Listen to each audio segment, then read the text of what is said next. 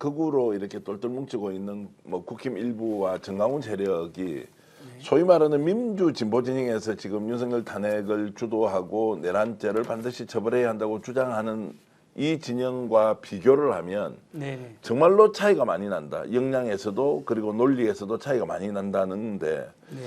근데 진보 진영을 이렇게 보면 극좌나 이런 것들은 지금 잘 보이지 않지 않습니까?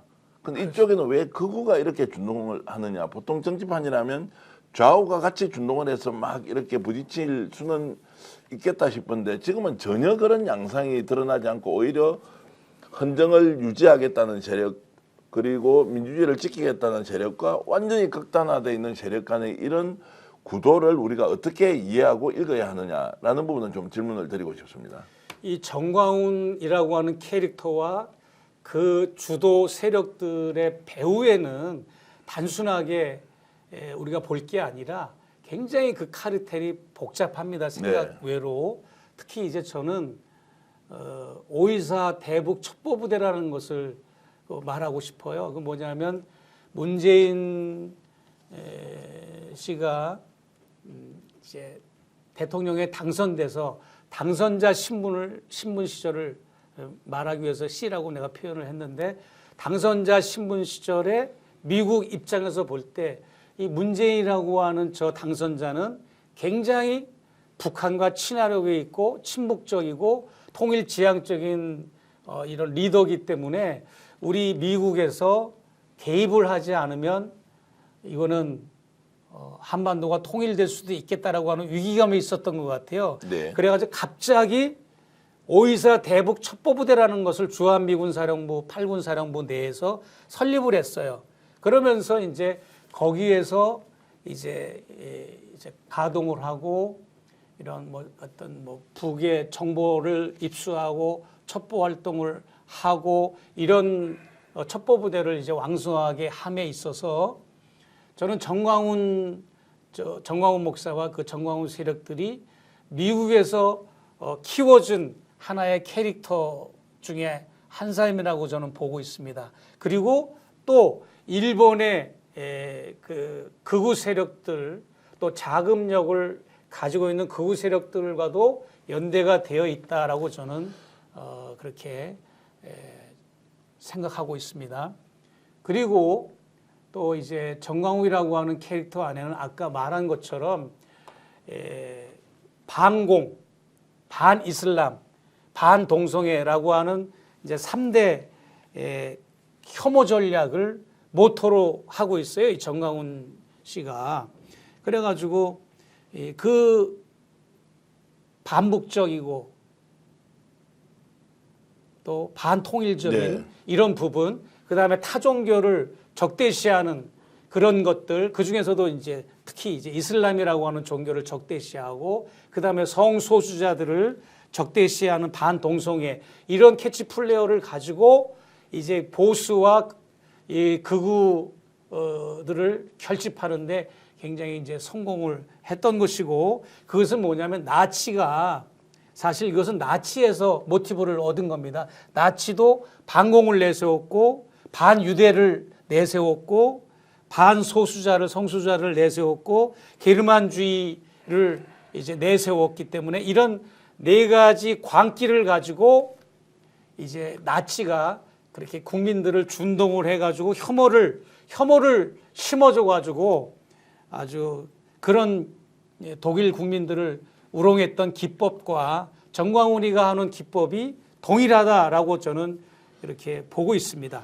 예. 자, 이제 극좌와 극우의 대립이 아니라 아주 특이한 집단이 생겨서 이들이 지금 정치를 주도하는 것처럼 보이는데 계속 이렇게 확장세로 지속될 것 같습니까? 아니면 이번에 대선이 좀 끝나면 정광훈 세력을 비롯한 극우들은 정말로 우리 사회에서 조금 줄어들겠느냐, 이제 이런 부분에 질문을 드리면 어떻습니까?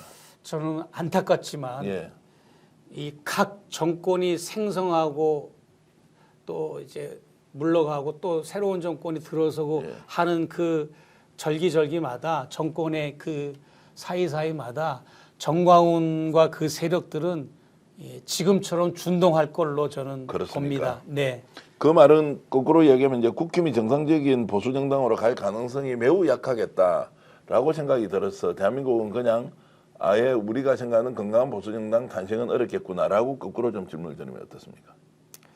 그렇습니다. 국힘당이라고 하는 정당은 사실은 뭐 자기들이 했던 소행들이지만 통진당이 해체 수순을 밟았던 것처럼 국힘당은 역사의 뒤안길로 사라져야 될 정당이라고 봅니다. 왜냐하면 보수의 가치를 지키고 보수의 가치를 국정에 반영하고 보수를 대변하는 정당이 아니라 이미 우경화되고 극우화돼 가지고 정광훈이가 무색할 정도로 지금 정광훈이하고 변죽을 맞추면서 이렇게 지금 내란 선동과 계엄령을 합리화하고 궤변을 늘어놓고 이렇게 지금 국힘당이 지금 대선이라든지 다음에 여러 가지 이제 정치적인 것을 고려해서 민주당에 질 수 없다라고 하는 정치적인 걸로 지금 이렇게 객기를 부리고 있는데 저는 국힘당은 정말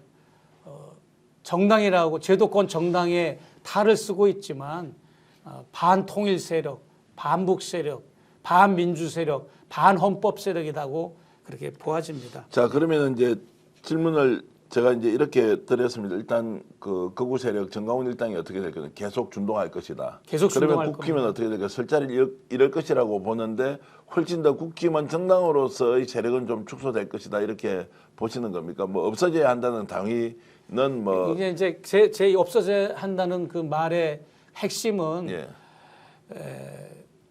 본인들도 윤석열 씨가 정말 정상이 아니라는 것을 다 알아요. 알면서도 저렇게 하는 거는 본인들이 이제 살기 위해서 그러는 것이고 그렇기 때문에 세력이 많이 좀 약화될 거다 이렇게는 봅니다. 그러면 이제 민주당 쪽으로 또는 이제 야당 쪽으로 국민들의 지지세가 늘어나고 또 책임도 그만큼 무거워지겠지만 대선에서 혹시라도 민주당과 국힘이 붙어서 뭔가 박빙승부를 할 것이다 이렇게 전망하는 쪽도 있습니다.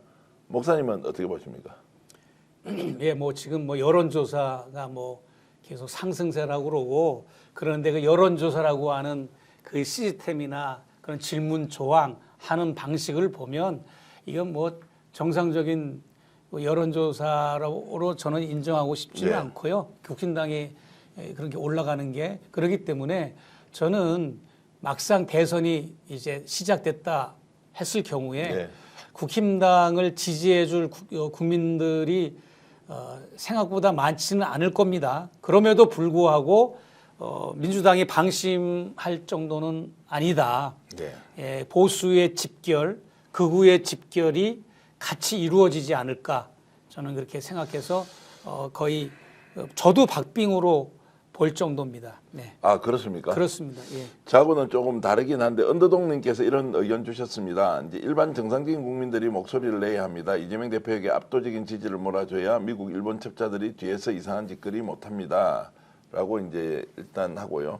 별채님께서도 의견을 주셨는데 산업부 장관이 발표해야 하는데 윤석열이 나와가지고 사기를 치려고 했는데 그걸 믿고 투자한 지는 어쩌면 좋을까 하 이랬는데 이거는 이제 오늘 조금 전에 나왔던 뭐 대왕고래와 관련돼서 파보니까 아무것도 아니더라라는 이야기 이제 오늘 저녁에 저희들 역전의 용사들에서 좀 더 리얼하게 이제 상황을 설명드릴까 하는데요. 자, 결국 이대로 가면은 빨리 정리가 되어 간다. 2월 말 3월 초 탄핵이 완성된다. 이제 이 부분에 대한 전망은 어떻습니까? 그렇게 될 것 같습니까? 네, 뭐 헌재가 지금 하는 방식대로 쭉 별 탈 없이 업앤다운 없이 쭉 꾸준하게 간다면 저도 늦어도 3월 초에는 윤곽이 잡히지 않을까 파면이 그렇게 생각하고요.